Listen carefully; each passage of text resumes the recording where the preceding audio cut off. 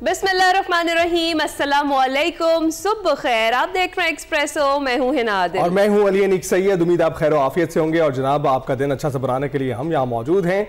साथ ही साथ देखिए, आपको कुछ अर्सा पहले की बात है कि बहुत ही पुराना माहौल लगता था। इस वक्त सूरत हाल ये है कि पूरा मुल्क, पूरी दुनिया एक ऐसे दौराहे से गुजर रही है जहां पर हमें एक मुस्तहकम दुनिया नजर नहीं आ रही है। आप देखें कि जंग अजीम दोम के बाद अगर सूरत हाल देखते हैं तो बहुत ही पुरान दिखाई दी हमें। पूरी दुनिया में चीजें सेटल हो गई। यूनिपोलर दुनिया थी जिसमें एक मुल्क को हम मानते थे कि वो अब दुनिया की सियासत की सरबराही कर रहा है, लेकिन आज अगर उनकी हालत देखें तो आज हमें मालूम होता है कि कैपिटल हिल जैसे वाकयात होते हैं। 6 जनवरी को जो हमला हुआ था वहां पर 2021 में, और अब बात करें अमेरिकी रियासत वाशिंगटन की, तो जनाब आज व्हाइट हाउस के करीब नेशनल गार्ड के 2 एहलकारों को गोली मार दी गई।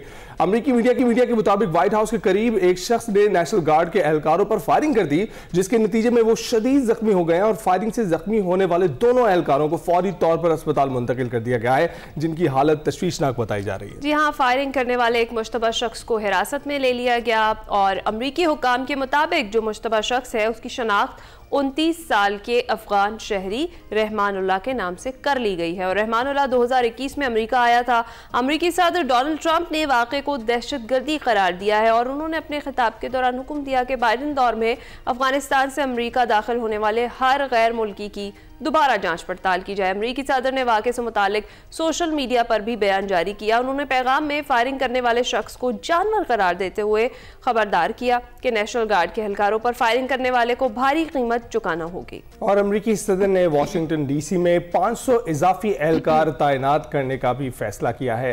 आपको ये भी बताते चले कि अब दोबारा चेकिंग के हवाले से बहुत ही तशवीश की लहर एक दौड़ गई है। वो जो लोग पहले से वहां मौजूद हैं, जो लोग वहां सफर करना चाहते हैं, वो अपने फैसले जो है वो तब्दील कर रहे हैं। इसके साथ साथ अमेरिकी सदर के दौरे हुकूमत की बात करें और उनके अदवार की बात करें तो ये जो सारे वाकयात हैं ये उनके अदवार में ही हो रहे हैं कि कैपिटल हिल का वाकया उनके पहले दौर में हुआ, वाशिंगटन वाला ये दूसरे दौर में हमें दिखाई दे रहा है। गैर मामूली नौयत के हैं क्योंकि अमेरिका को लेकर जब भी आप इन बिल्डिंग्स के हवाले से सोचते थे तो ये उनके वकार की अलामत समझा जाता था, और अब जब उन्हीं पर ये जो है हमले होने लगे हैं तो एक सवालिया निशान खड़ा होगा। एग्जैक्टली, और सख्त एक्शन से कहा जा रहा है। लेट्स सी क्या होता है। जी, हम आगे बढ़ते हैं और कुछ जरा अपनी मुल्क की सियासी सूरत हाल पर नजर डालते हैं। वफाकी इदारा शुमारियात ने कौमी लेबर फोर्स सर्वे के नताइज जारी किए हैं और उसमें इंकशाफ किया गया है कि पाकिस्तान में गुज़िश्ता 5 साल में मजीद 14 लाख अफराद बेरोजगार हो गए हैं और बेरोजगारी की शरह बढ़कर 7.1% हो गई है। मगर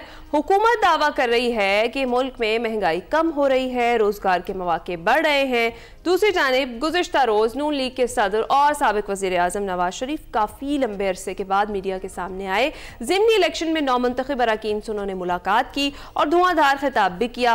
उन्होंने कहा कि जी बानी PTI, तहरीक इंसाफ और KP हुकूमत को वो शदीद का उन्होंने अपने इस खिताब में तनकीद का निशाना बनाया और दावा किया कि 2017 में मुल्क तेजी से तरक्की कर रहा था। नून लीग के जाने के बाद बहुत तबाही हुई, मुल्क का सत्यानाश कर दिया गया। PTI के दौर में सिर्फ तबाही और महंगाई आई, बद तहजीबी का कल्चर और गालम गलोच आम हुआ, खारजा अमूर का दिवालिया निकाला गया, मेरिट की धज्जियां उड़ा दी गईं और मुल्क को दिवालिया होने के दहाने पर पहुंचा दिया गया। आज हुकूमत कोई फैसला खुद नहीं कर सकती।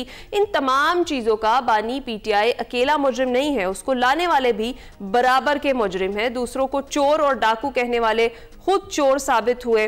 दावा किया कि हमारे दौर में महंगाई 3% थी, जो अब बढ़कर 38% तक पहुंच गई है। नफरत, झूठ, गाली गलोच, मुनाफिकत, बदतमीजी, बदतहजीबी, दंगा फसाद और फितने को बुरी तरह से अल्लाह ताला ने शिकस्त दी है। तो लोगों ने मेरा ख्याल है कि वोट दिया वो आपको कारकर्दगी की बना पे दिया है, आपके काम और आपकी मेहनत पे बलबूते पे दिया है। हमारी ग्रोथ रेट बहुत बढ़ रही थी, 3% पे हमारी महंगाई थी, ये 39% पे ले गया। तरक्की की रफ्तार हमारी रहती तो आज पता नहीं हम कहाँ पहुंचे होते। ना हमें IMF को कोई फिक्र होता, ना दुनिया के अंदर कोई हमारे फॉरेन एक्सचेंज का हमें कोई फिक्र होता। इस मुल्क का सत्यानाश करके रख दिया। इमरान खान सिर्फ अकेला मुजरिम नहीं था, उसको लाने वाले भी उससे बड़े मुजरिम थे। चोर डाकू कहते थे, खुद चोरी डाके में सबसे आगे, और फिर लड़ाई झगड़ा, फितना फसाद, इल्जाम तराशी, गिरहबानों को पकड़ते थे, जला दो, मार दो, पकड़ लो। क्या क्या इस तरह के बयानिए में कौमें तरक्की करती हैं? नवाज शरीफ काफ़ी अरसे बाद मंजर आम पर आए हैं और फिर उन्होंने खुलकर अपने गिले शिकवे किए हैं, लेकिन ये वही गिले शिकवे हैं जो वो पहले भी करते हुए हमें सुनाई और दिखाई देते रहे हैं। अब वज़ीर-ए-आला पंजाब मरीम नवाज की बात करें तो उन्होंने वाज़ेह किया है कि हर दौर में कहा गया कि नवाज शरीफ का दौर ख़त्म हो गया और नवाज शरीफ 40 साल में पहला लीडर है जो आज भी तारीख रकम कर रहा है। 40 साल से नवाज शरीफ की सियासत ख़त्म करने वाले खुद ख़त्म हो गए। हर दौर में साज दौर में आप सुनते आए हैं कि नवाज शरीफ की सियासत खत्म हो गई, नवाज शरीफ तारीख का हिस्सा बन गया, नवाज शरीफ की सियासत हमने खत्म कर दी। इमरान खान ने भी यही क्लेम्स किए थे। आज आप देखें 40 साल में वो पहला रहनुमा है, पहला सियासी लीडर है अल्लाह ताला के फजल से जो आज भी तारीख रकम कर रहा है। ना आपके कोई जलसों में आता है, ना आपके कोई बहकावे में आता है, ना आपके कोई अब ये जो आपने बयानियां कि आपने रट लगाई हुई थी ना, आपके बयानिए से अब लोग बेवकूफ बनते हैं। लोगों को वो जो 4 साल आप गुजार के गए वो पाकिस्तान की तारीख में भले बदतरीन दौर याद रखा जाएगा, लेकिन उसका फायदा ये हुआ है कि लोगों को असल और नकल का फर्क जो है वो पता चल गया। हमें मौरूसी सियासत का ताना देने वालों ने कहीं अपनी बीवी खड़ी की, किसी ने कहीं अपना भाई खड़ा किया, अपना कजन खड़ा किया, अपना रिश्तेदार खड़ा किया और बड़ी मुनाफिकत से उन्होंने ये फैसला किया कि अगर हम इलेक्शन हार गए तो हम कहेंगे हमने इलेक्शन का बॉयकॉट किया।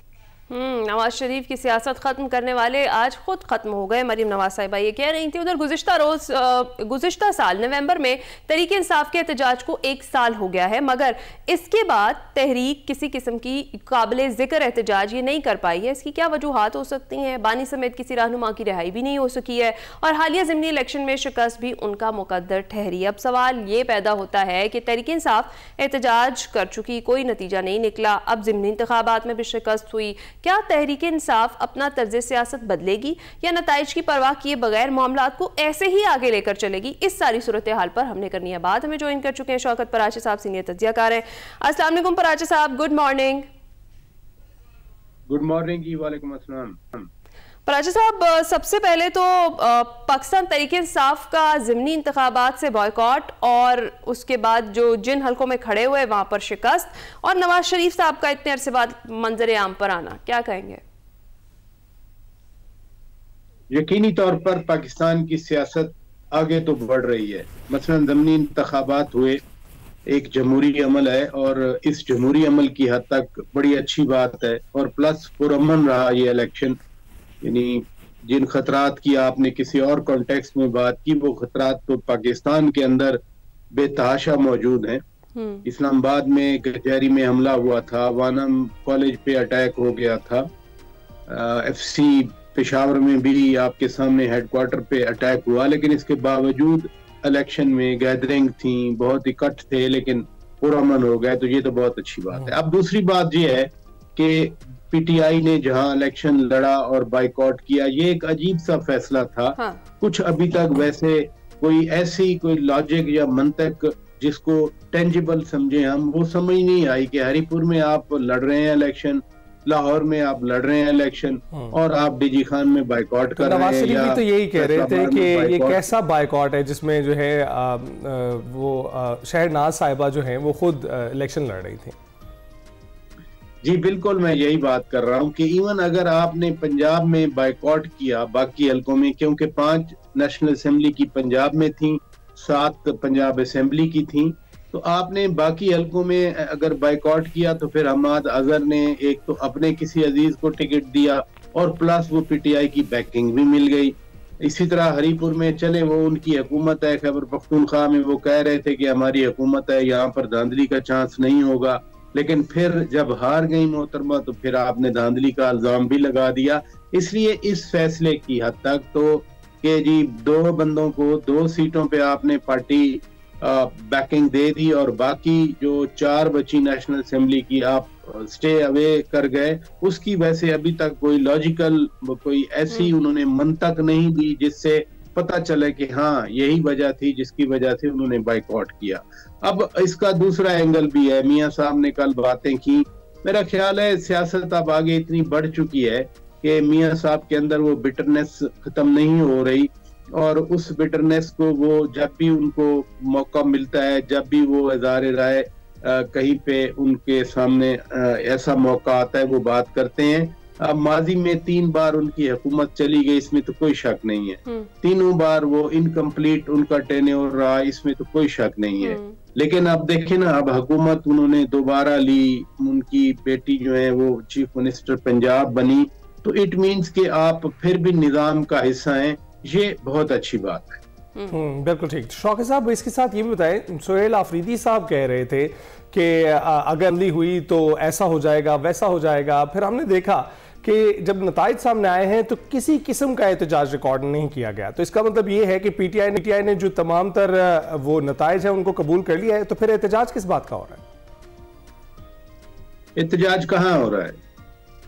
एहतजाज वाला पिछले साल गंडापुर साहब जब आए 24 नवंबर को, 26 नवंबर को जो कुछ हुआ, आज एग्जैक्टली हम 1 साल के बाद आप बात कर रहे हैं। तो इस पूरे एग्जैक्टली 1 साल ना, आज भी 26 है ना, 27 है, 1 साल के बाद भी जो है वो हम क्या कर पाए? हम तो इस मुल्क में कोई एहतजाज ऐसा सच नहीं नजर आया जिसको बहुत बड़ा एक कहा जाए कि बड़ा इस हुकूमत के लिए, इस पॉलिटिकल डिस्पेंसेशन के लिए कोई बड़ा चैलेंज हो। तो इसलिए वो एहतजाज की बात तो अब करते हैं।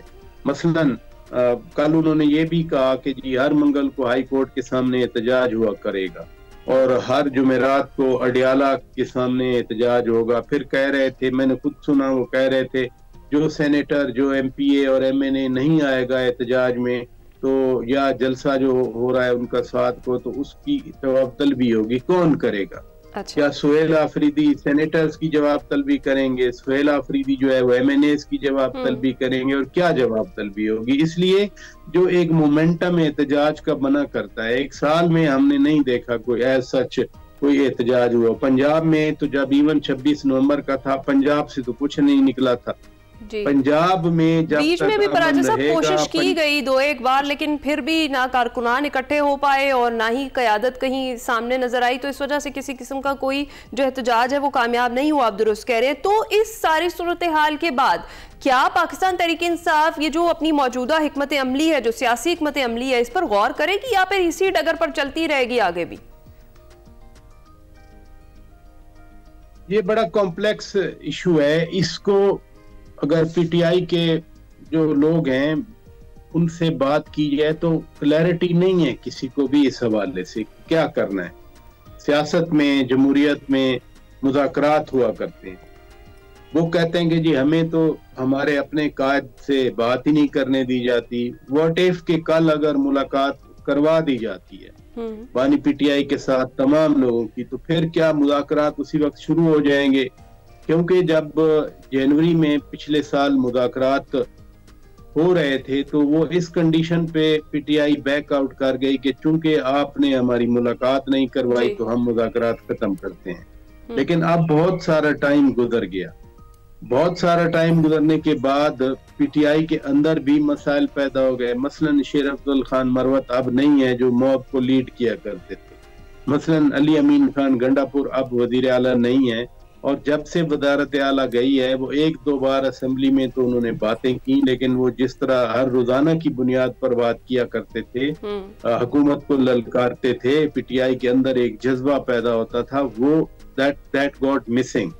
इसलिए पॉलिटिकल स्ट्रेटेजी जो आप जिस स्ट्रेटेजी की बात कर रही हैं वो स्ट्रेटेजी है क्या, वो तो अभी पीटीआई वालों को भी इल्म नहीं है। बिल्कुल। हमने टकराना है, हमने हुकूमत लेनी है, या हमने मुज़ाकरात करने हैं। अभी तक वो टकराने की ख्वाहिश तो है, लेकिन वो जी टकराने की ख्वाहिश तो है, लेकिन बिल्कुल ये जो है इस वक्त सूरत हाल कुछ इस तरह की है कि उन्हें खुद भी समझ नहीं आ रहा, और तभी शायद कोई ऐसा वो एहतजाज रिकॉर्ड नहीं करवा पा रहे या कोई ऐसी मुहिम जो ही नहीं कर पा रहे हैं जो वो करना चाह रहे हैं। शौकत साहब, हमें नजर आया अयाज सादिक साहब ने रिसेंटली जो है कौमी असम्बली के फ्लोर पर भी ये पेशकश दोबारा की कि मुज़ाकरात होने चाहिए, और वो सालसी की पेशकश उन्होंने दोबारा की। आप देखते हैं कि सिंसेर है हुकूमत इस हवाले से कि वो सालसी कराना चाहती है, बातचीत करना चाहती है, मुज़ाकरात करना चाहती है, या फिर ये सरफेस और फेस वैल्यू की चीज़ें हैं? क्योंकि हम देख रहे हैं कि दूसरी जानिब तो बानी पीटीआई से मुलाकात की भी इजाज़त नहीं मिल रही। इवन अगर फेस वैल्यू के लिए भी हो ना, तो बातचीत के लिए बैठना चाहिए। सिर्फ स्पीकर साहब नहीं कह रहे, सालसी की पेशकश नहीं कह रहे, बल्कि वज़ीर आज़म ने कहा, बार बार कहा। फिर इलेक्शन वाले दिन, यही बाई इलेक्शन वाले दिन, राना सनाउल्लाह खान बहुत सीनियर रहनुमा हैं PMLN के और मुस्लिम लीग की जो क़यादत है उनके करीबी समझे जाते हैं, उन्होंने ये बात की कि अब भी मुज़ाकरात के लिए हम तैयार हैं। लेकिन देखें ना, वो दूसरी साइड से PTI की यही ख्वाहिश है कि हमारे साथ एस्टेब्लिशमेंट बात करे, हम पावर्स के साथ बात करेंगे। वो कहते हैं कि जिनके पास है कुछ नहीं, हम उनके साथ क्या बात करें। तो अगर हुकूमत के पास आपको नजर आता है कि कोई फेस वैल्यू है फॉर एग्जांपल, तो दूसरी तरफ से भी कोई विलिंगनेस नहीं है। जो तकसीम है ना, जिसकी तरफ कल भी मियां साहब इशारा कर गए, अगर वो ज़हनों पे और दिलों में इतना गहरी उसकी छौप है, तो फिर मुज़ाकरात या तो कोई बहुत सारे ऐसे सीनियर पॉलिटिशियन हों जो दोनों तरफ से मीडिएशन करें। मसलन चगलई साहब है, मौलाना हाँ बिल्कुल बिल्कुल, मैं इसी तरफ आ रही थी पराजा साहब, सॉरी टू कट यू, कि अगर महमूद चगलई साहब ने भी ऑफर की, उन्होंने कहा कि अगर ये लोग मानते हैं तो फिर बानी PTI को मनाना मेरा काम है, इस चीज़ का उन्होंने दावा कर दिया। अगर आपने एक बार पहले ये कहा था हमारे शो में कि अगर बानी PTI अपनी विल थोड़ी सी शो करें तो मौलाना फजलुर रहमान जाकर उनसे डियाला जेल में भी मुलाकात कर सकते हैं।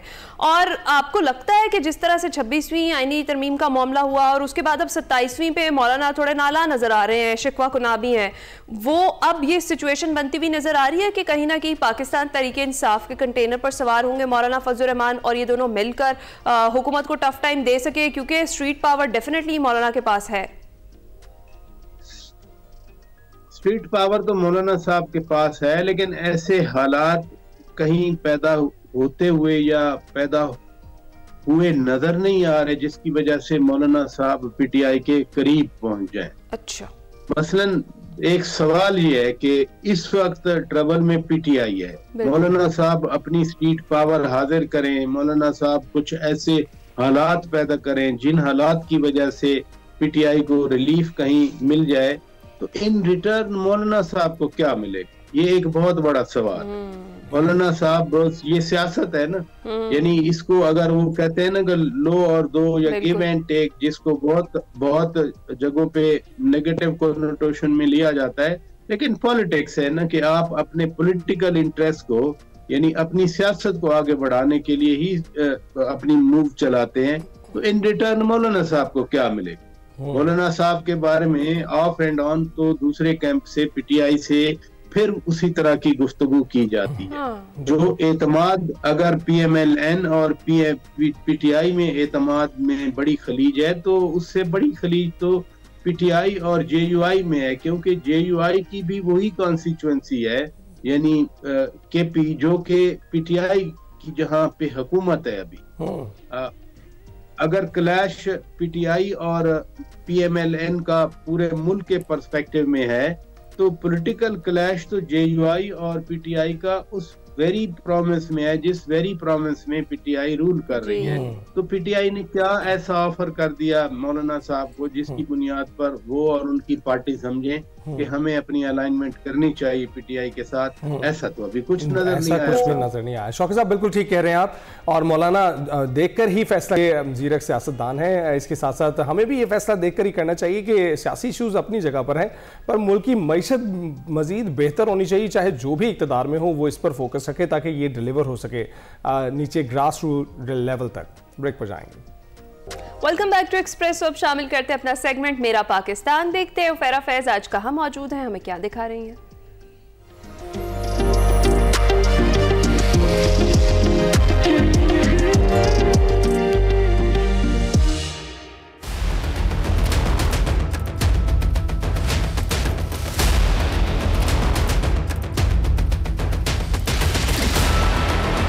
लाहौर की फिजा धुंध, मिट्टी और आलूदगी से लिपटी हुई है। ये वो शहर है जो रोशनियों और बागों के लिए जाना जाता है, मगर अब इस शहर में रहने वाला हर शहरी अपने सांस के साथ जहरीले केमिकल्स और धुएं और आलूदगी को अपने अंदर उतार रहा है। इसी आलूदगी से निपटने के लिए माहौलियाती तहफ़्फ़ुज़ के इदारे EPA ने इन इंडस्ट्रीज़ और साइट्स पर क्रैकडाउन का सिलसिला शुरू किया है, जिनकी वजह से लाहौर की फ़िज़ा आलूदा है। तो आज हम इसी ऑपरेशन का हिस्सा बनेंगे। आइए मेरे साथ।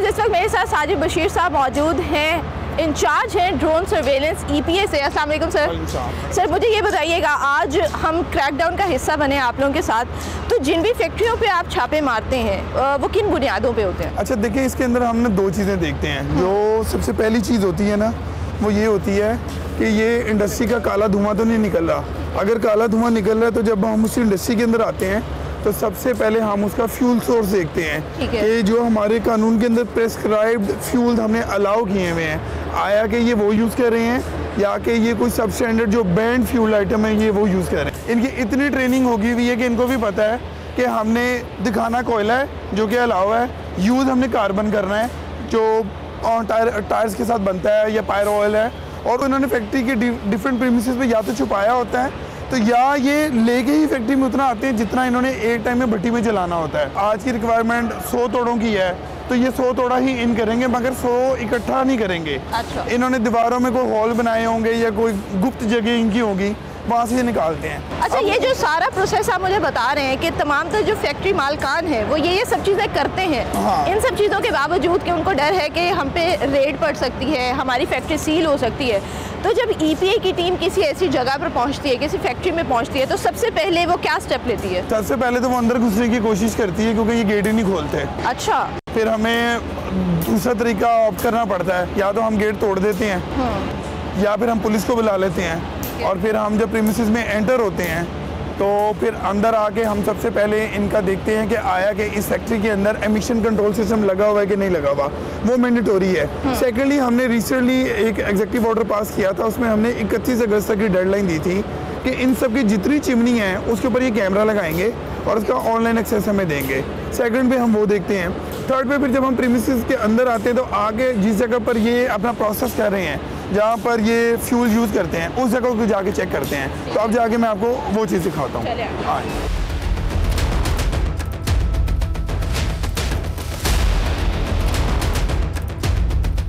मुझे ये बताएं कि आज अभी इस वक्त हम कौन से एरिया में मौजूद हैं और जिस फैक्ट्री का हम विजिट करने के लिए आए हैं उसका पर्पस क्या है? इस इंडस्ट्री को हमने लास्ट वीक भी चेक किया था और यहाँ पर डिफरेंट वायलेशंस थी।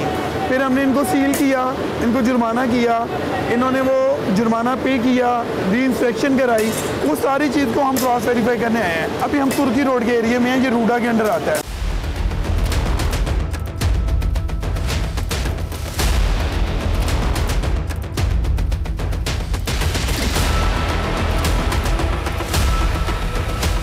मुझे ये बताइएगा कि यहाँ पे ये क्या प्रोसीजर चल रहा है अभी? ये बेसिकली क्रश कोयल है जो अलाउ है हमारे कानून के अंदर। लास्ट टाइम इस फैक्ट्री को हमने सील इसलिए किया था कि ये कार्बन पाउडर यूज़ कर रहे थे जो कि प्रोहिबिटेड है। इनका एमिशन कंट्रोल सिस्टम वो लगा हुआ है, ये जो स्टैक लगा हुआ है ना, इसके अंदर एक शावरिंग सिस्टम लगा हुआ है जिसके ज़रिए ये जब धुआं इसमें से चैनल में से निकलता है तो जब शावरिंग होती है तो जितने हार्ड पार्टिकल होते हैं वो सारे के सारे स्ट्रक्चरों में नीचे बैठ जाते हैं और ऊपर से क्लियर धुआं निकलता है। ओके, तो मुझे ये बताएगा अभी जो पार्टिकल्स आपने हाथ लगा के चेक किए हैं, क्या ये हाथ से ही मैयर हो जाते हैं कि ये ठीक है या नहीं? कोयला है ना, कोयला दानेदार होता है, इसको आप पकड़े जरा, ये कोयला है, ये देखिए ना, जो कार्बन पाउडर है ना, अभी अब आपको जाके मैं कार्बन पाउडर भी दिखाता हूँ, वो फिर आप घर जाके जब हाथ धोएंगी ना वो तब भी नहीं उतरेगा। अच्छा, इतना स्ट्रॉन्ग होता है वो, इतना बारीक और इतना है, वो आपके पोर्स के अंदर एब्जॉर्ब हो जाता है। किसी भी फैक्ट्री पर जब आप जाते हैं और जाके उसको सील करते हैं, बहुत से मालकान ये शिकायत करते हैं कि हमारा बड़ा नुकसान होता है। मुझे बताएं कि आप रेड करने से पहले उनको कोई नोटिस भेजते हैं बिफोर टाइम? मैडम स्मोक आज से है, स्मोक तो बहुत पुरानी, 5 साल हो गए हैं। हाँ। 6 साल हो गए हैं, 6 साल से इनको यही पढ़ा रहे हैं। अब भी अगर वो कहता है कि मुझे पता नहीं है ना, तो उसको उसूली तौर पे मेरे ख्याल में उसको डबल जुर्माना करना चाहिए और उसको पर्चा देके साथ गिरफ्तार भी कर लेना चाहिए। ठीक है। अच्छा, एक चीज़ मैं यहाँ पे मेंशन करना चाहूँगी कि जब मैंने फैक्ट्री का विजिट किया अभी आपके साथ, यहाँ पे बहुत से मजदूर ऐसे हैं जिनके पास प्रॉपर सेफ्टी किट्स नहीं है। बिल्कुल। वो इतने हार्ड एनवायरनमेंट में यहाँ पे काम कर रहे हैं, इतने सख्त केमिकल्स हैं, यहाँ पे हीट है, लेकिन सेफ्टी का कोई निज़ाम नहीं है। तो क्या आप लोग इसके ऊपर भी कोई काम करते हैं? बिल्कुल इसके ऊपर करते हैं, और जब भी हम किसी फैक्ट्री को सील करते हैं तो उसके अंदर हम नीचे उन कंडीशंस के अंदर लिखते हैं। अब ये जो इनकी कंडीशन है ये इन्होंने भी पूरी नहीं की है, तो इनको मैं दोबारा भी नोटिस करवाऊंगा कि आप अपने स्टाफ की जो सेफ्टी है उसको इंश्योर करें। इसको हम बोलते हैं पीपीएस किट। इसमें हेलमेट होता है, ग्लव्स होता है, सेफ्टी ग्लासेस होते हैं, सेफ्टी शूज होते हैं, तो वो प्रॉपर है। मगर आप देखें ना, वो लावे से ज्यादा गर्म लोहा है जिसको वो बेयर हैंड के साथ और चप्पलों के अंदर जो है वो मॉनिटर करते हैं, तो वो इसको हम इंश्योर करवाते हैं। ठीक है, तो मुझे बताएं कि अब हम नेक्स्ट कहाँ पे मूव कर रहे हैं? अब नेक्स्ट हम आपको एक वायलेशन वाली फैक्ट्री जो है जहाँ कार्बन पड़ा हुआ है, अब आपको वो दिखाते हैं ताकि आपको दोनों को डिफरेंस पता लगे।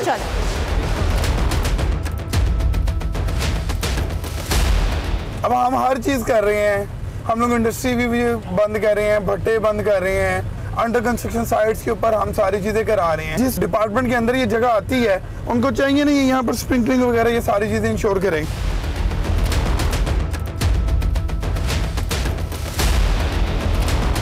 साहिद साहब, मुझे ये बताएं कि ये इस वक्त जिस एरिया में हम मौजूद हैं, सबसे पहले तो ये एरिया कौन सा है और यहाँ पर माहौलियाती कवानीन जो है उसकी कौन सी खिलाफ वर्जी हो रही? अच्छा, इस टाइम हम लोग जो LWMC की डंपिंग साइड है ना, जिसका कंक्रीट वाला फ्लोर बेड है, ठीक है, उसके ऊपर हम खड़े हैं, और ये जितना कार्बन हम कॉन्फिस्केट करते हैं इंडस्ट्री से वो इधर आ रहा है। साइंटिफिकली वैसे कोई डंप करना जो है ना उसका कोई मेथड नहीं है, क्योंकि अगर हम इसको मिट्टी में या डंपिंग साइड पे कहीं फेंक देंगे ये और ज्यादा हवा के साथ उड़ेगा और नुकसान करेगा या उस सोइल की जो है उसको खराब करेगा। ठीक है, तो इसलिए इसको हमने ये पक्के कंक्रीट वाले बेड के ऊपर हमने इसको डंप किया हुआ है, पायरो प्लांट खत्म कर दिए हैं। अच्छा साहिद साहब, मुझे ये बताएं, एक फैक्ट्री को या किसी भी साइट एरिया को सील से डीसील करने तक का जो प्रोसेस है वो कितने दिनों का होता है? वो बहुत लंबा प्रोसीजर होता है। अच्छा, उसकी रीजन ये है कि जो वायलेटर है ना इंडस्ट्री वाला, वो हैबिचुअल है, उसका रोज का काम है। ठीक है, तो पहले हम लोग डीसीलिंग खुद करते थे, अब हम उनको भेजते हैं ट्रिब्यूनल में, वो एनवायरमेंटल ट्रिब्यूनल में जाता है, वहाँ अपील फाइल करता है हमारे सीलिंग ऑर्डर के अगेंस्ट।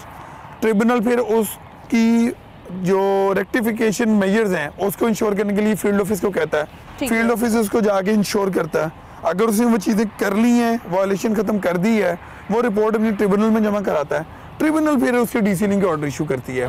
और एक दफा जिसको हमने सीलिंग कर दी है ना, तो वो तो पक्का हमारे रेडार पे होता है ना, उसको हम फॉलोअप चेकअप करते रहते हैं, जैसे अभी मैं आपको लेके गया। Thank you so much for your time.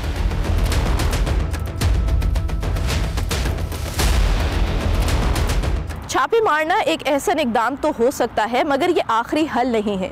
जब तक सनतें और आवाम अपनी जिम्मेदारी अदा नहीं करेंगी, लाहौर की फ़िज़ा साफ़ नहीं हो सकती। इसी के साथ मुझे इजाज़त दीजिए और देखते रहिए Expresso. Welcome back to Expresso. Ali, कभी आपने स्नूकर खेला? बिल्कुल खेला है, और कभी बचपन में आपको इस पर मार पड़ी है?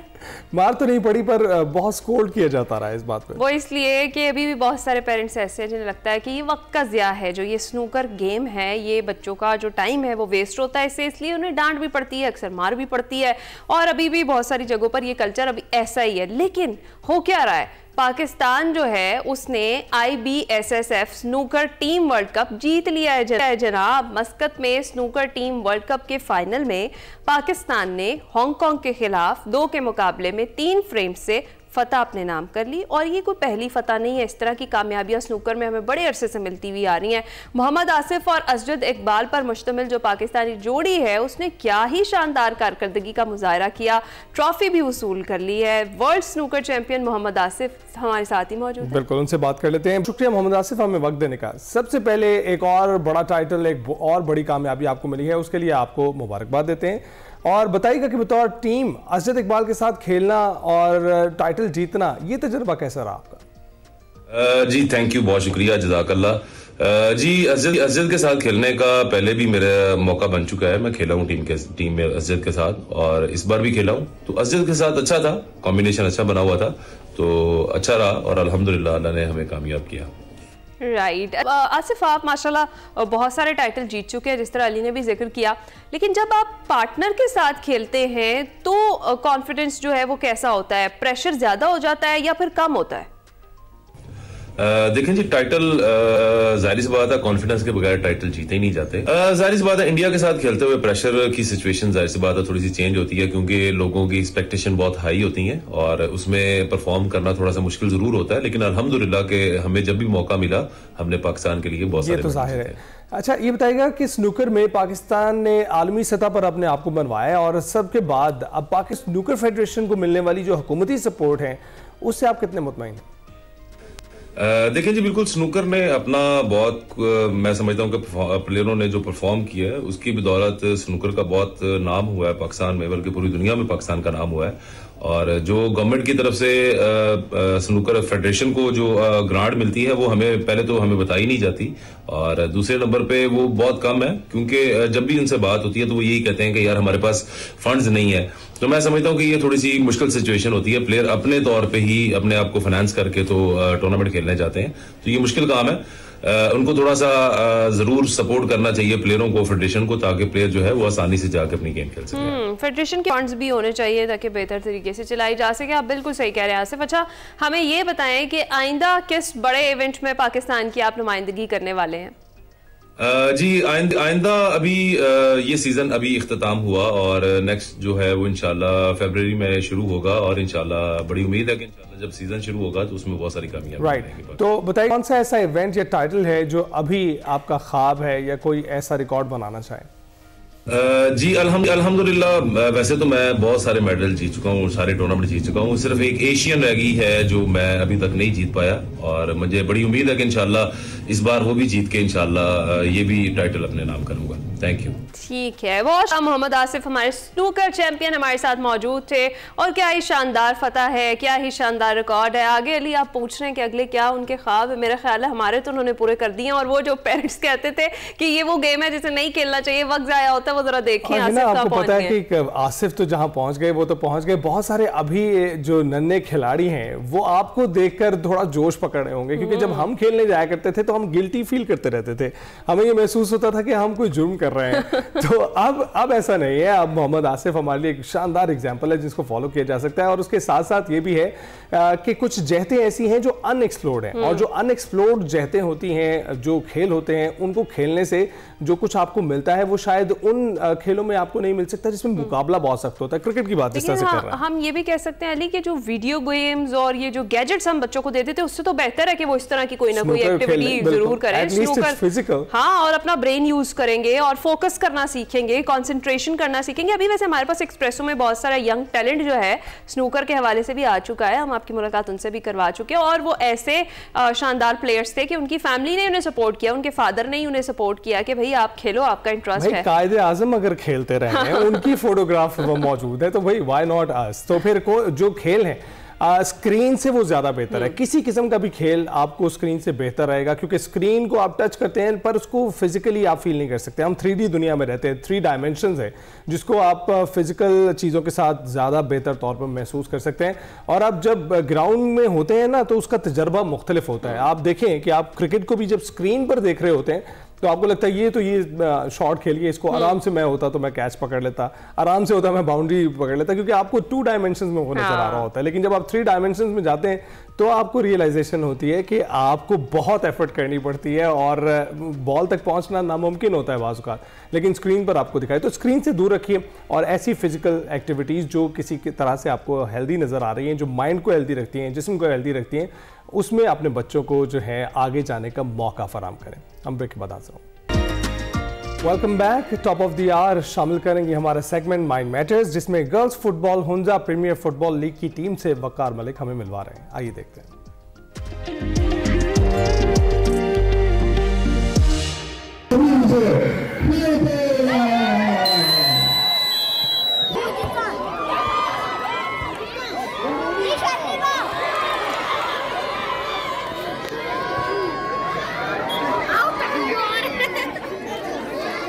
अस्सलाम वालेकुम नाज़रीन, मैं वकार अहमद और आप देख रहे हैं माइंड मैटर्स। कैसी खुशकिस्मती हो कि आप बैठे हो मायनूर परी के साथ और दुआ के साथ और रूमी के साथ, और तीनों जो हैं उन्होंने Premier League Hunza HPL Hunza Premier League का सीजन 4 का फाइनल जो है वो जीत लिया हो, और कितनी स्ट्रगल और कितनी मेहनत के बाद वो फाइनल में पहुंची ये टीम और फाइनल में ये जीत गई।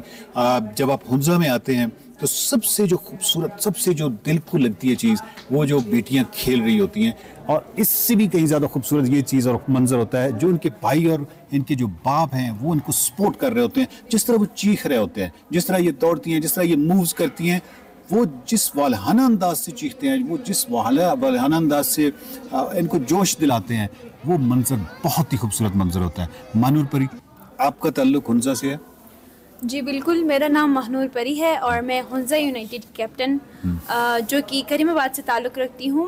हुंजा यूनाइटेड की जो टीम है वो एक्चुअली सिर्फ करीमाबाद के नहीं है, पूरे हुंजा, हैदराबाद, आलते, करीमाबाद मिला के हमने एक टीम बनाया है जिसमें बहुत अच्छे national players, even international players भी है। उसके साथ as a Hunza United we don't have a proper club. हम लोगों ने अपने इस साल अपने हर जगह के जो प्लेयर्स है, अच्छे अच्छे प्लेयर्स मिला के एक अच्छा टीम बनाया था जो कि स्पॉन्सर हुंजा ट्रैवलीज़ा ने हमारे लिए किया था। और हम उनके भी शुक्रिया अदा करते हैं कि जिन्होंने इस प्लेटफॉर्म के लिए हमें स्पॉन्सर किया और हम पे यकीन किया कि ये लोग विन करेंगे बोल के, एंड वो हमारी होप थी कि उनकी जो होप है वो पूरा कर ले। तो अल्हम्दुलिल्लाह we win the final and we win the season 4 जो कि HWPL ने रखा था 2025 में। सुपर। ये बताएं कि मलका नूर जो हैं उनका ताल्लुक हैदराबाद से या यही हुंजा से? डाउन से, लाइक धनियोर किया। धनियोर, अच्छा। मलका नूर जो हैं जो फुटबॉल की कैप्टन थी, हुंजा की है बट शिफ्टेड नहीं, बट है तो शी बिलोंग्स टू हुंजा ना। सो जो मलका नूर हैं जो पाकिस्तान टीम की भी कैप्टन रही हैं, उनका ताल्लुक भी हुंजा से है। और वो आपको कुछ कोचिंग या वो कुछ करती हैं, मतलब रहनुमाई करती हैं? एज अ इंडिविजुअल मुझे मलका नूर की तरफ से कोई कोचिंग नहीं मिली है। बेसिकली व्हेन आई वाज 13 मैं अपने भाइयों के साथ खेलती थी और हमसाये जो है वो as a friend as a भाई मेरे साथ बचपन से उन्होंने मुझे खिलाया है। स्पेशली मुझे दूसरे बच्चियां होती थी लेकिन मैं थोड़ी उनके लिए लाइक टॉम बॉय टाइप थी एंड दे एक्सेप्ट मी कि नहीं ये खेल सकती है, इसको पास देते हैं। वाह वाह, ये मेरे लिए इंकरेजिंग बात थी। और उसके साथ मैं खुद इंकरेज हो गई। साथ में मैंने अपने जो हमारी जो टीम है पूरी करीमाबाद में, जो मेरे हमसाए, उन लड़कियों को मैंने इंकरेज किया। हमारे लिए प्रॉपर टाइमिंग नहीं था कि हम प्रैक्टिस जाके करें। हम सुबह आफ्टर जे के 6 बजे हम प्रैक्टिस के लिए जाते थे और हर घर जाके हम बच्चियों को उठा के लेके जाते थे। और वो मेरे लिए प्राउड की बात है कि मैंने अपने चाचू की बेटी, मैंने अपने हमसाई की बेटी जो मैं लेके गई हूँ इस ग्राउंड में, अभी वो मेरे साथ टीम में है और हम लोगों ने साथ विन किया है। तो ये मेरे लिए प्राउड की बात है। इसका मतलब ये हुआ कि यहाँ पे कोचिंग से ज्यादा या दूसरी दीगर जो फैसिलिटीज होती हैं या क्लब्स होते हैं, उससे ज्यादा यहाँ पे जो सबसे बड़ा एलिमेंट है वो है भाई। और जो आपकी जिन्हीं हमसाए या भाई, ये वो लोग हैं जिनकी वजह से वो इनके साथ क्योंकि खेले, एनकरेज किया। उन्होंने कहा कि बेटियां खेल सकती हैं, बहनें खेल सकती हैं, जिसकी वजह से ये किस लेवल पे जो है वो हुंजा की बच्चियां जो हैं वो खेलती हैं। आप बताएं, आपका नाम दुआ है? दुआ, आप बताएं, ये आप माइक ले लें। दुआ, आप बताइए कि आपका ताल्लुक कहाँ से? मेरा ताल्लुक भी करीमाबाद से ही है जी। और अल्हम्दुलिल्लाह ये सब जो हुआ है ये ऑफ कोर्स मेरी टीम की वजह से हुआ और मेरे फैमिली सपोर्ट की वजह से हुआ। सबसे ज़्यादा मुझे हमारी जॉइंट फैमिली है तो मेरे बाबा ने मुझे सबसे ज़्यादा सपोर्ट किया इस चीज़ में, और उसके बाद मेरी मामा ने। तो एज सच मैंने कोई स्ट्रगल फेस तो नहीं किया, लेकिन मुझे बहुत सपोर्ट मिला। हमारे यहाँ के जो दोस्त है या फिर सोसाइटी के लोग हैं वो बहुत सपोर्टिव है हमारे लिए, बिल्कुल अपनी छोटी बहन समझ के हमें अपने साथ खिलाते हैं और हमें सिखाते हैं और हमें गाइड करते हैं। क्या बात है। तो इसका मतलब ये हुआ कि आप भी बहुत ज़्यादा क्रेडिट जो है वो यही देंगे कि आप भाई को, सोसाइटी को, जिन आपको आप पे एतमाद किया। आपका नाम? सबसे पहले अस्सलाम वालेकुम सबको। मेरा नाम रूमी रहीम है। और रूमी रूमी। अच्छा, अब आप रूमी, आप बताइए कि आपने ये पूरा करियर आपका अभी जितना भी है ये किस तरह आपका स्टार्ट हुआ?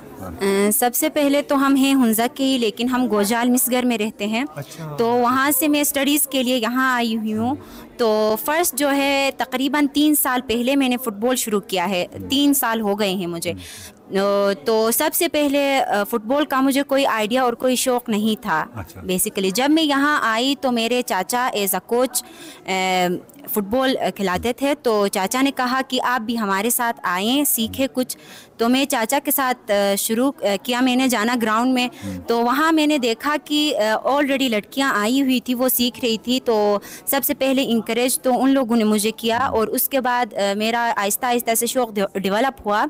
और फ़ुटबॉल में मैं इंटर हुई। फ़र्स्ट जो HWPL है उस फर्स्ट सीज़न में भी मैं आई थी, सेकंड में भी आई थी। तो हार्ड लक हमारा वहाँ रहा, मतलब हम विन नहीं कर पाए 2-3 मैचेस से आगे। वो इसलिए कि शायद हमारी कोई कमज़ोरी थी, या गेम में ऐसा होता रहता है कि कोई विन कोई कर जाता है, लूज़ कर जाता है। तो पहले मैं किसी और क्लब के साथ खेला करती थी। अभी जो क्लब क्या कहते हैं डिस्ट्रॉय हो गई, कोई कहाँ कोई कहाँ। तो इस वजह से मुझे महानूर ने इनवाइट किया कि आप हुंजा यूनाइटेड में खेलें हमारे साथ। तो मैंने कहा कि इतनी अच्छी अपॉर्चुनिटी मिल रही है तो क्यों ना जाएं। तो मैं आई, और यहाँ तक आने में सबसे बड़ा हाथ में हमारे कोच हैं अरबाज, अरबाज को दूंगी जो आज हमने विन किया है इसका, और दूसरा मैं महानूर को दूंगी क्योंकि इनविटेशन इनकी तरफ से आया हुआ था। और इससे पहले वही बात मैं करूंगी कि मैं यहाँ किसी को नहीं जानती थी पहले, हुंजा में इतना ज़्यादा नहीं। तो यहाँ जो इंकरेज मुझे मिला, शौक़ डेवलप किया, वो हमारे भाइयों ने किया, जो कि हमारे माशरे में हमें सपोर्ट करते हैं। हमारे खूनी भाई तो यानी मतलब नहीं है, लेकिन वो इन्वायरमेंट हमारे मतलब क्या कहते हैं कि सोसाइटी में हमारे साथ हमारे नाइबर्स होते हैं, हमारे रिलेटिव्स होते हैं। तो उन लोगों ने हमें बहुत बहुत ही ज़्यादा सपोर्ट किया है यहाँ तक आने में। तो हुंजा में जितने भी हमारे भाई हैं और जिन लोगों ने हमें सपोर्ट किया है और इस चीज़ को सपोर्ट कर रहे हैं, HWPL को और गेम्स को, लड़कियों को आगे फ्यूचर में इनकी हेल्प कर रहे हैं, सबको मैं थैंकफुल कर रही हूँ। क्या बात। जी मानो प्लीज़।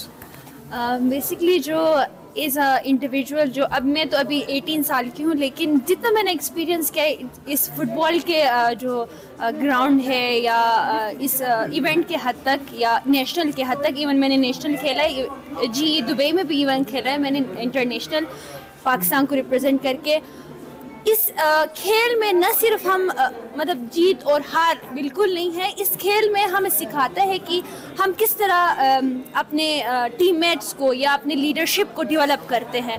तो मेन चीज़ मैंने इस ओवरऑल गेम्स में, इवन मैं फुटबॉल नहीं खेलती, मैं नेशनल आइस हॉकी प्लेयर भी हूँ, जो कि मेरा सिल्वर मेडल रहा है 2022 में। उस ओवरऑल जो स्पोर्ट्स ग्राउंड है या इसमें इंडिविजुअल अपॉर्चुनिटीज़ जो है हर जगह में कम होती है, लेकिन जितना है उतना हमने अवेल किया है। लेकिन इंशाल्लाह होप करते हैं कि आगे भी इस हुंजा के लिए इतनी ही अपॉर्चुनिटीज़, इससे भी ज़्यादा अपॉर्चुनिटीज़ हमारे गवर्नमेंट की तरफ से, इदारों की तरफ से मिल जाए।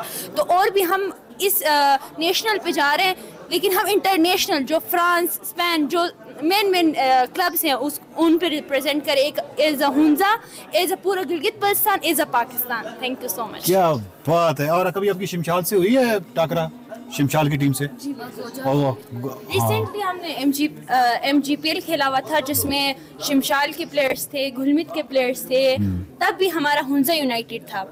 लेकिन जो अभी दारुल कामा FC और जो इकरा FC है, उनके भी मिक्स प्लेयर्स थे, लेकिन इस दफ़ा फिर उनका क्लब अलग था तो HPL के लिए वो अलग हो गए। लेकिन ओवरऑल हमारा पूरा हुंजा से एक टीम था, जो कि MGPL में हमने पार्टिसिपेट किया था। उसमें हम सेमीफाइनलिस्ट रहे। हार्ड लक खैबर की टीम थी, वो भी सख्त टीम थी, लेकिन पेनल्टीज पे मैंने खुद पेनल्टी मिस किया था, इस वजह से हार गए थे। हार्ड लक था, लेकिन उस सोच के साथ हम थे कि नहीं, हमारा एक और इवेंट है जो कि पूरे गिलगित बल्तिस्तान, पूरे पाकिस्तान में फेमस है, उसको विन करके हम दिखाएंगे बोल के। तो अल्हम्दुलिल्लाह we won the match and again thank you all of you guys. Thank you and thank you। और आपको जीत की बहुत बहुत मुबारक हो। ये देखिए क्या खूबसूरत बेटियां और क्या कमाल अंदाज से। लेकिन ये मत भूलिएगा कि जो इनको कोई फैसिलिटीज़ या वो उस तरह नहीं था। इनको सबसे बड़ा जो स्पोर्टिव एलिमेंट है वो सोशल सपोर्ट है। सोशल सपोर्ट ना हो, सोशल सपोर्ट हो तो बच्चियाँ कहाँ चली जाती हैं, इंटरनेशनल स्पेस स्टेशन की कमांड करती हैं और पता नहीं मतलब किसी भी लेवल पे जा सकती हैं। और सोशल सपोर्ट ना हो तो फिर तो वो इवन वो अगर किसी मर्द को भी ना हो तो वो भी कुछ नहीं कर सकता। तो अपनी बेटियों का, अपनी बहनों को उनको इनकरेज कीजिए और देखिए कि वो कितने बड़े कारनामे सर अंजाम देती हैं। देखते रहिए Mind Matters. Thank you, thank you, thank you, thank you. Welcome back to Express. अब कुछ बात कर लेते हैं पाकिस्तान और अफगानिस्तान के दरमियान कशीदा सूरत हाल की, जो कि ताहाल बरकरार है। और अफगानिस्तान ने पाकिस्तान पर इल्ज़ाम आयद किया है कि पाकिस्तान ने सिविलियन आबादी पर हमला किया है, जिसको DGISPR मुस्तरद कर चुके हैं। और वो ये कह चुके हैं कि पाकिस्तान जब भी हमला करता है एलानिया करता है, सिविलियंस पर कभी हमला नहीं करता। उधर गुज़िश्ता रोज़ नेशनल सिक्योरिटी वर्कशॉप 27 के शुरका ने GHQ का दौरा किया। शुरका को इलाकाई और दाखिली जो सिक्योरिटी सूरत हाल है और कौमी सलामती है उस पर ब्रीफिंग भी दी गई। ISPR के मुताबिक शुरका ने फील्ड मार्शल सैयद मुनीर से खुसूसी नशस्त में तबादला ख्याल भी किया और आर्मी चीफ ने खित्ते के तब्दील होते जो सिक्योरिटी माहौल है उसका जिक्र किया। उन्होंने ये कहा कि बढ़ती हुई जियो पॉलिटिकल कशमकश, सरहद पार दहशतगर्दी और हाइब्रिड जंग जैसे चैलेंजेस ने सूरत हाल को मजीद पेचीदा बना दिया और पाकिस्तान की मुसल्लह अफवाज, इंटेलिजेंस इदारे और कानून नाफिज करने वाले इदारे कौमी सलामती के तहफ़्फ़ुज़ के लिए गैर मुतज़लज़ल अज़्म, पेशावराना महारत और साबित कदमी का मुजाहिरा कर रहे हैं। फील्ड मार्शल ने मजीद ये कहा कि मार्का हक के दौरान पाक अफवाज की पेशावराना सलाहियत और अज़्म ने दुनिया में पाकिस्तान के वक़ार में इजाफा किया है। पाकिस्तान की सबसे बड़ी क़ुव्वत कौमी इत्तेहाद और हम उसी इत्तेहाद के साथ दुश्मनों के मज़मूम अज़ाइम को नाकाम बनाएंगे। फील्ड मार्शल ने वाज़ेह किया कि पाकिस्तान की सरजमीन का तहफ़्फ़ुज़, कौमी सालमियत, हर पाकिस्तानी शहरी की हिफाजत पाक फ़ौज की अवलीन तरजीह है और इस पर किसी किस्म का कोई समझौता नहीं किया जाएगा। पायदार अमन, इस्तेहकाम, खुशहाली के लिए वफाकी और सूबाई हुकूमतों के साथ हम आहंग कोशिशें इंतहाई ज़रूरी हैं। पाक फ़ौज मुल्की इदारों के साथ हर मुमकिन ताउन जारी रखेगी। और इसी पर बात करने के लिए हमारे साथ इस वक्त मौजूद हैं दिफाई तजियाकार major general retired Zahid Mahmood साहब। जाहिद साहब, बहुत बहुत शुक्रिया हमें ज्वाइन करने के लिए। सबसे पहले जाहिद साहब ये जानना चाहेंगे कि गुड तालिबान और बैड तालिबान की जो तफरीक है वो तो अब ख़त्म हो गई और DGISPR ने भी ये वाज़ेह कर दिया कि पाकिस्तान हमेशा बताकर कार्रवाई करता है। क्या पाकिस्तान तुर्की और दीगर सालिस ममालिक की वजह से अफगानिस्तान को मुंह तोड़ जवाब नहीं दे रहा कि मुज़ाकरात का कोई हल निकल सके? जी देखिए, आई थिंक पाकिस्तान, ये जो अभी आपने बात की है गुड तालिबान बैड तालिबान, और Pakistan has learned a lot from the past. Pakistan ने जो मुजाहिदीन को भी सपोर्ट किया था अगेंस्ट रशियन इन्वेजन और उसके बाद तालिबान को भी सपोर्ट किया था, वो प्राइमरीली मकसद जो था वो यही था कि किस तरीके से हम स्टेबिलिटी लाई जाए अफगानिस्तान में, क्योंकि अफगानिस्तान एक ऐसा मुल्क बन चुका है जिसकी इंस्टेबिलिटी जो है वो पाकिस्तान को हमेशा इंस्टेबल रखती है। तो उसी कॉन्टेक्स्ट में पाकिस्तान ने कोशिश की। फिर पाकिस्तान ने अपनी जो उनके साथ अफिनिटी है, रिलीजियस अफिनिटी, उसको मद्देनजर रखा। हमारा जो खैबर पख्तूनख्वा है उसके साथ इनकी जिस तरीके से डिवाइडेड फैमिलीज रहती हैं उसको बहुत मलूज़े खाते रखा। But unfortunately Pakistan has been betrayed जी, और रिसेंट हमारा जो तजर्बात रहे वो खराब रहे। पाकिस्तान ने बहुत कोशिश की, बातचीत की भी कोशिश की, अभी आपने सालिसों का जिक्र किया है, तो पाकिस्तान ने चाइना के साथ भी मिलके, सऊदीया ने कोशिश की, कतर, तुर्किया ने कोशिश की, अजरबैजान, सेंट्रल एशिया से रशिया ने भी इवन बहुत कोशिश की कि कहीं ना कहीं वो शामिल होते रहे कि अफगानिस्तान में स्टेबिलिटी लाई जाए और ये पाकिस्तान के साथ इनके ताल्लुकात। फिर पाकिस्तान खुद इनके साथ बातचीत करता रहा। अभी बाजोड़ में अगस्त में लोकल जिरगा भी हुआ, तो बातचीत को वो समझ नहीं रहे। वो जो टेररिज्म के साथ रिलेटेड इकोनॉमी है उसी के साथ जुड़ के रहना चाहते हैं, उसी का फायदा उठाना चाहते हैं, उसी को लेकर आगे जाना चाहते हैं। तो that is not serving the purpose. Pakistan देखें, पाकिस्तान के पास कैपेसिटी कैपेबिलिटीज है, पाकिस्तान इनको बहुत अच्छे तरीके से डील कर सकता है। बट पाकिस्तान समझता है कि इस वक्त एक प्रॉक्सी स्टेट जो है इंडिया, वो इनको यूज कर रही है और इनका अपना भी ये टेररिज्म की इकोनॉमी के साथ जुड़ा रहना चाहते हैं। तो पाकिस्तान ने बड़ा क्लियरली अभी डिफाइन कर दिया है। पाकिस्तान और सालसों ने भी देख लिया, पहले कतर और तुर्किया शायद ये समझते हो कि शायद पाकिस्तान की तरफ से भी कुछ ज्यादती हो जाती होगी, लेकिन ये जो टॉक्स हुई है इनका सबसे बड़ा फायदा ये होगा कि एटलीस्ट उनको एग्जैक्टली समझ आ गई है कि किस तरह के ये लोग हैं, क्या इनके अहदाफ है, क्या इनके ऑब्जेक्टिव्स है, क्या ये चाहते हैं। दे आर ऑल्सो प्रिटर्ब्ड, वो कोई खुश नहीं है इनसे। तो फ्यूचर में पाकिस्तान देखिएगा, पाकिस्तान रिस्पॉन्ड करेगा, पाकिस्तान रिस्पॉन्ड इफेक्टिवली करेगा, और न सिर्फ इनसाइड पाकिस्तान बल्कि अगर अक्रॉस भी जाना पड़ा तो unfortunately it will be bad situation, अच्छी सिचुएशन नहीं होगी, बट पाकिस्तान उसके बारे में करेगा जी। सही। आपने भी इकोनॉमी का जिक्र किया। अफगानिस्तान की जो ज्यादातर मईशत है उसका इन्हिसार पाकिस्तान को अशिया फराहम करके, और अब अफगानिस्तान जो है वो इंडिया के साथ तिजारत की बात कर रहा है, उधर अपने ताल्लुकात बेहतर बनाने की कोशिशों में लगा हुआ है। अफगानिस्तान दोहा मुआहदे की तो खिलाफ वर्जी कर रहा है मुसलसल, तो पाकिस्तान अभी तक जवाब नहीं दे रहा। लेकिन आपको क्या लगता है पाकिस्तान अफगानिस्तान की जो मुश्किलात हैं उसमें आलमी सतह पर इजाफा कैसे कर सकता है? जहां तक पाकिस्तान का तिजारत का ताल्लुक है इंडिया का और अफगानिस्तान का, तो ये दिस इज शरेड। इंडिया और इनके रिलेशनशिप ट्रांजिशनल है। इंडिया इनको यूज करके टिश्यू पेपर की तरफ फेंकेगा। 20 जितनी इंडिया ने तालिबानों के खिलाफ फिल्में बनाई हैं वही रिफ्लेक्ट करती है कि उनकी एक्चुअल थिंकिंग क्या है इनके बारे में।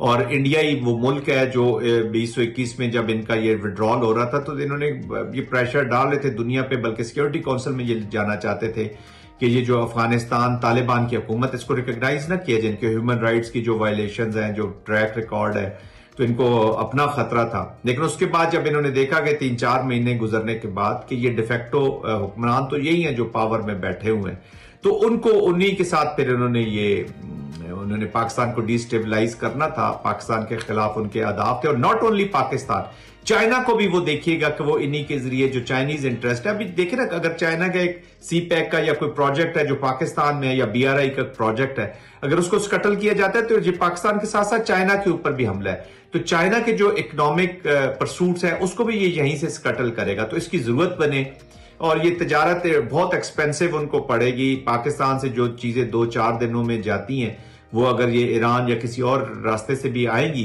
तो वो भी 8 से 9 दिन आएंगी, और भारत का तो उनके साथ कोई जमीनी ताल्लुक नहीं है।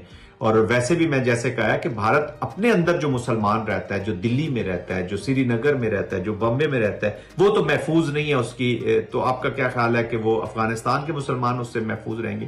तो मुझे तो इसमें कोई कामयाबी नजर नहीं आती। पाकिस्तान उनकी ऑप्शंस मुश्किलात पैदा कर सकता है, यस मुश्किलात पैदा कर सकता है। पाकिस्तान अभी भी उनको जो इफेक्ट आया है, पाकिस्तान पे तो इफेक्ट आता है इलीगल स्पेक्ट्रम का। स्मगल गुड्स पाकिस्तान में आती थी, हमारी इकोनॉमी को सबसे बड़ा चैलेंज था। अगर हमने बॉर्डर मैनेजमेंट और ये तजारत को चेक किया है तो बेसिकली तो हम अपनी इकोनॉमी को सपोर्ट कर रहे हैं, ये हमें बहुत पहले कर लेना चाहिए था। अब तो अल्लाह ने एक अपॉर्चुनिटी दे दी है, तो उसका एक फायदा जो है वो उठाया जा सकता है। जनरल साहब, इस रोज नेशनल सिक्योरिटी वर्कशॉप 27 के शुरा ने GHQ का दौरा किया। फील्ड मार्शल आसिम मुनीर ने शुरा से खिताब भी किया और उन्होंने कहा कि खित्ता जो है वो जियोपॉलिटिकल मुकाबले, सरहद पार दहशतगर्दी और हाइब्रिड खतरात से दो चार है, उससे गुजर रहा है। तो दुश्मन के अज़ाइम नाकाम बनाएंगे, पाकिस्तान एक अहम मुल्क है, दुनिया में अपना मकाम हासिल करेगा। इस पर क्या कहेंगे? देखिए, जो चीफ ऑफ आर्मी स्टाफ ने बात की है फील्ड मार्शल आसिम ने वर्कशॉप में, वो यही तो हार्ड स्टेट है। Pakistan is not an ordinary country, वो यही बता रहे हैं, और हम भी ये समझते हैं कि पाकिस्तान को ऑर्डिनरी तरीके से नहीं चलाया जा सकता। ये एक हार्ड स्टेट बन रहा है। पाकिस्तान के पास देखे कैपेसिटी है, पाकिस्तान के पास देखे कैपेबिलिटी है, पाकिस्तान के पास विल है टू फाइट दिस टेररिज्म। आपको याद होगा कि जो फील्ड मार्शल साहब ने बात की थी जब उन्होंने ओवरसीज पाकिस्तानी से खिताब किया था कुछ अर्सा पहले, तो उन्होंने जो जो बातें की है वो ऑन ग्राउंड साबित हुई हैं। He is adamant to fight these terrorists. Pakistan military response is no big issue, वो चला जाएगा, वो जाता रहेगा। लेकिन पाकिस्तान का इशू एज अ स्टेट अब ये है कि एक माइंड सेट है, हिंदुत्व का माइंड सेट है। इधर अफगानिस्तान में एक्सट्रीमिस्ट हुकूमत तो नहीं है, वो चिल्ड्रन ऑफ कॉन्फ्लिक्ट पावर में बैठे हुए हैं।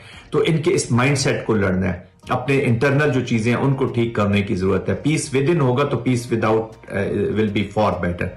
और इसको देखिए, ये जो जंग है ये पाकिस्तान की जंग है, ये किसी एक कह लेना कि एक तबके की जंग नहीं है, या किसी सूबे की जंग नहीं है, या किसी ग्रुप की ग्रोह की जंग है। ये पाकिस्तान की जंग है, ये हम सब ने मिलकर लड़नी होगी और पाकिस्तान को आगे लेकर जाना होगा। जी बिल्कुल, ये जंग मिलकर लड़ना होगी और पाकिस्तान को आगे लेकर जाना होगा। बहुत शुक्रिया major general retired Zahid Mahmood साहब हमारे साथ मौजूद थे। हालिया जो पाकिस्तान और अफगानिस्तान के दरमियान कशीदा सूरत हाल है उस पर हम बात कर रहे थे। अभी हम ब्रेक पर जाएंगे। Welcome back. प्रोग्राम में अब बात करेंगे क्रिकेट की। सैम की T20 सीरीज अपने फैसला कुन मराहिल में दाखिल हो चुकी है, जहां आज पाकिस्तान और श्रीलंका के दरमियान छठा मैच खेला जाएगा।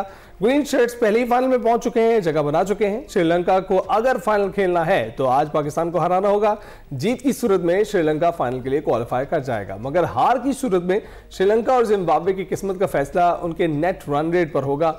फाइनल 29 नवंबर को खेला जाएगा। उधर जनूबी अफ्रीका ने भारत का गरूर जो है वो खाक में मिला दिया है। घर के शेर घर में ही ढेर हो गए हैं।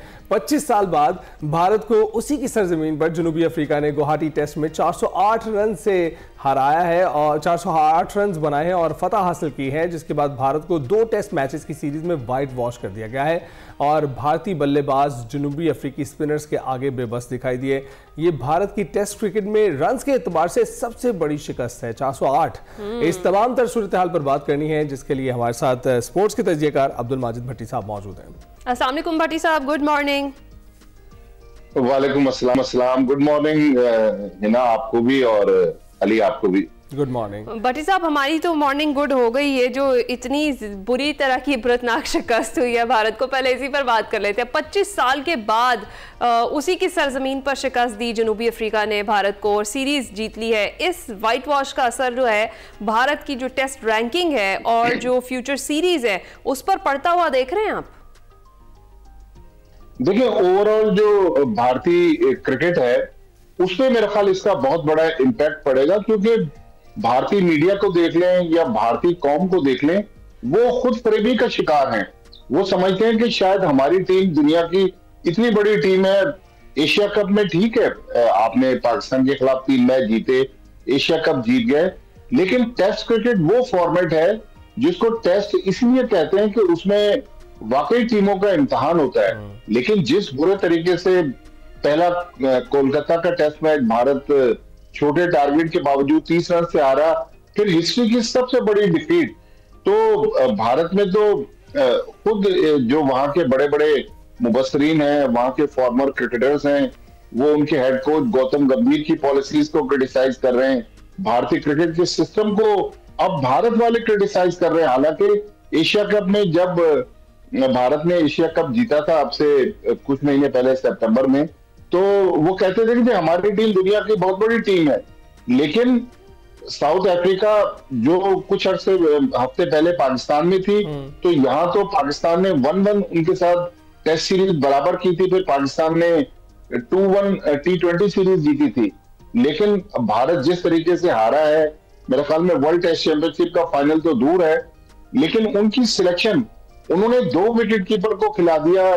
उनकी सिलेक्शन पे बहुत ज्यादा क्रिटिसिज्म है, बहुत ज्यादा क्रिटिसिज्म उनकी पिचेस पर हो रहा है। साहब, जो गौतम गंभीर है उन पर भी गंभीर किस्म की जो है ना वार किए जा रहे हैं, तो आप क्या कहते हैं उनके मुतालिक?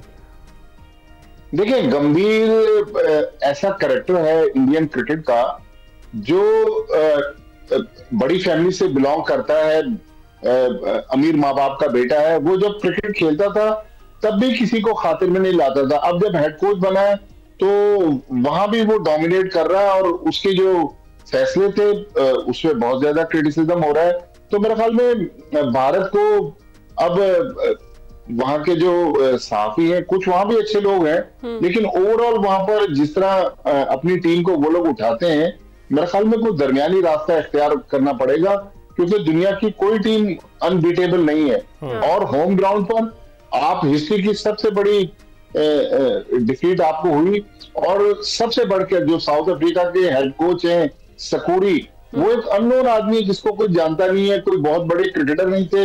लेकिन जब उनसे प्रेस कॉन्फ्रेंस में पूछा गया कि आपने इनिंग्स क्यों डिक्लेयर की, उन्होंने कहा कि हम चाहते थे कि भारत को थका के वापस लाएं, और उन्होंने काफी सख्त अल्फाज इस्तेमाल किए। तो भारतीय क्रिकेट मेरे ख्याल में अब उनको भी आईना नजर आ गया। उम्मीद है कि इस शिकस्त से वो होश के नाखून लेंगे।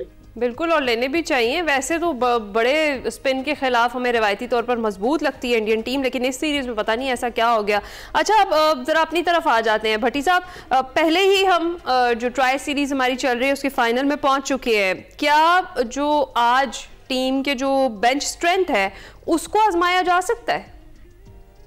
मेरे ख्याल में आजमाना चाहिए और आजमा भी रहे हैं। आप देखें कि जो पिछला मैच था उसमें उस्मान तारिक को जब खिलाया गया तो उन्होंने हैट्रिक की, 4 विकेट ली, प्लेयर ऑफ द मैच हुए। वसीम जूनियर बाहर बैठे हुए थे, उनको 11 में डाला गया। मेरे ख्याल में अब एक आध जो प्लेयर रह गया जिसको अभी तक मौका नहीं मिला, तो आज आइडियल चांस है। देखें ये सारी जो प्रिपरेशंस अली और हिना हो रही है, ये हो रही है T20 वर्ल्ड कप के लिए जो अब 2 महीने की दूरी पर है। तो मेरे ख्याल में जो जो ऑप्शन पाकिस्तान एक्सप्लोर करना चाह रहा है, होम सीरीज है, क्योंकि आज आखिरी ग्रुप मैच के बाद सैटरडे को फाइनल है, फिर ऑस्ट्रेलिया के खिलाफ जनवरी के एंड में 3 T20 मैच है, और एक प्लान अभी पीसीबी कर रहा है, वो फाइनल नहीं हुआ कि पाकिस्तान टीम वर्ल्ड कप से पहले श्रीलंका जाकर वहां पर 3 T20 खेलेगी। ये अगर वो 3 T20 भी हो जाते हैं तो टोटल 8 मैचेस हैं तैयारी के लिए पाकिस्तान के पास। मेरे ख्याल में पाकिस्तान ने T20 फॉर्मेट में, वनडे फॉर्मेट में अच्छी परफॉर्मेंस दी है, तो इसी को अगर कंटिन्यू करें। चलें, सलमान अली आगा पर क्रिटिसाइज हो रहा है कि एज ए कप्तान वो परफॉर्म नहीं कर रहे। पूछना चाह रहे थे कि आपको बदलते हुए नजर आ रहे हैं? देखिए अभी इस स्टेज पे मुझे नहीं लग रहा कि कप्तान चेंज होंगे, लेकिन अब चूंकि T20 वर्ल्ड कप सर पे, हमें भी सलमान अली आगा को सपोर्ट करना चाहिए। और अगर वो कप्तान रहते हैं, परफॉर्मेंस नहीं भी देते और पाकिस्तान वर्ल्ड कप में अच्छा फिनिश करता है, तो मेरे ख्याल में ये पाकिस्तान क्रिकेट के लिए अच्छा होगा। लेकिन मैं बार बार जो बात करता हूं वो बाबर आजम की बात करता हूं कि बाबर आजम ग्रेट्स हैं, क्रिकेट के जो ग्रेट्स में अगर वो अपना नाम लिखवाना चाहते हैं, उनमें टैलेंट तो बहुत है, लेकिन उनका जो आदाद शुमार है, उनके जो कैरियर के रिकॉर्ड्स हैं, वो उसकी अक्कासी नहीं करते। तो ये T20 वर्ल्ड कप अब बाबर आजम 31 साल के हो गए हैं, शायद एक वर्ल्ड कप और वो खेले, लेकिन अगर यहाँ बाबर आजम परफॉर्म कर दें तो मेरे ख्याल में ये पाकिस्तान के लिए बहुत बड़ी ब्लेसिंग होगी। भट्टी साहब, हम एक्सपेक्ट यही करेंगे और हम दुआ भी यही करेंगे कि ऐसा हो जाए और वो चल जाए, क्योंकि बाबर फैंस जो है ना वो बड़े बेसब्री से इंतजार कर रहे हैं उनकी परफॉर्मेंस का। अच्छा देखिए ना जी, मैं एक बात बोलूं कि जो हमारे क्रिकेट के बड़े बड़े बैट्समैन हैं, हनीफ मोहम्मद, जहीर अब्बास, जावेद मियांदाद, यूनुस खान, इंजमाम उल हक, सलीम मलिक, ये आज इसलिए अजीम है कि इन्होंने अपने कैरियर में बहुत सारी यादगार इनिंग्स खेली हैं। बाबर आजम के कैरियर में रन्स बहुत हैं, सेंचुरियां बहुत हैं, लेकिन यादगार परफॉर्मेंसेस कम है। तो मेरे ख्याल में ये वो मौका है, जिस तरह 92 वर्ल्ड कप में जावेद मियांदाद ने पाकिस्तान को सिंगल हैंडेडली वर्ल्ड कप जितवा दिया, तो बाबर आजम वाकई अगर किंग बाबर आजम बन जाए और पाकिस्तान के लिए अच्छा कर जाए तो सब उम्मीद करेंगे, हम उम्मीद करेंगे। भट्टी साहब, वैसे माइक हैसन ने ऑलमोस्ट सारे कॉम्बिनेशन जो है वो ट्राई कर लिए हैं, बजाय भी हमें अपनी तैयारी बड़ी अच्छी लग रही है। जो सीरीज हमने जीती हैं ऑलरेडी, और अब वाली भी अगर जीत जाते हैं तो कॉन्फिडेंस तो बड़ा जबरदस्त हो जाएगा हमारी टीम का।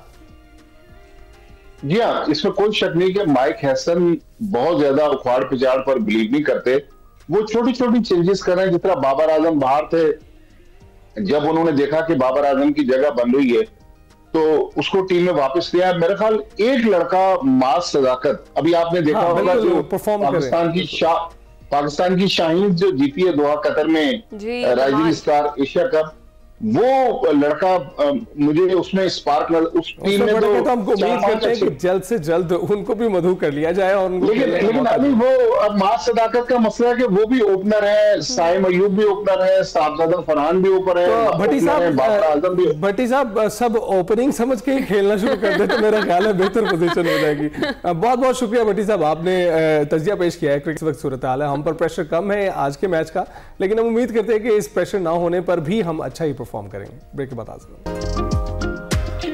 Welcome back to Expresso. Programme का आखिरी हिस्सा और इसमें एक बात करनी बड़ी जरूरी है। पाकिस्तान सफारती महाज पर जितनी कामयाबियां समेट रहा है उसकी मिसाल नहीं मिलती। और अब बताएंगे आपको कि वज़ीर-ए-आज़म शहबाज शरीफ बहरीन के दौरे पर हैं और गुज़िश्ता रोज़ उनकी बादशाह हमद बिन ईसा अल खलीफा से मुलाकात हुई। मुलाकात में पाकिस्तान और बहरीन के दरमियान तारीखी और मजबूत शराकतदारी पर गुफ्तगू भी हुई।